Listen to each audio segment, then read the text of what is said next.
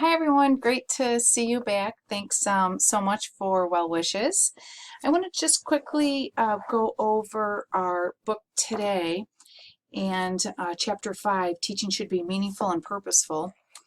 And the book talks about one key feature that when students are given repetitive and boring tasks, they're not engaged. And we know if students are not engaged that they're not going to improve the proficiency. So Freeman and Freeman really talk about strategies to make sure that learning is meaningful and that learning is purposeful. Doesn't matter what our lesson is, that if we can make connections to students' personal experiences, to their personal culture, to their friends, that they are more engaged. We know this through creation and comprehensible input. If we are able to somehow make that connection, they don't need to understand everything, that things will come along.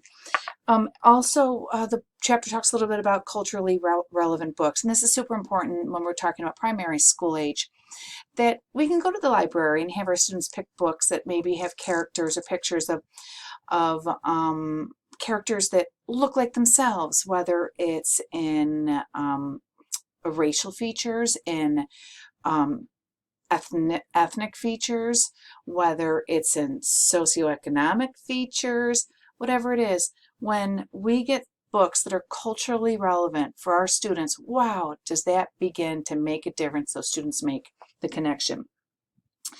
And then we have the idea of interaction, and that our learners cannot be passive.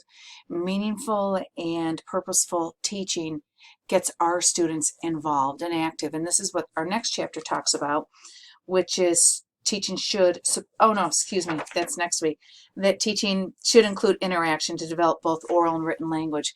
And we use interaction to teach both reading and writing as well, so keep that in mind. As well for, I also want to cover the aspect of, lesson planning. I did email back your lesson plans.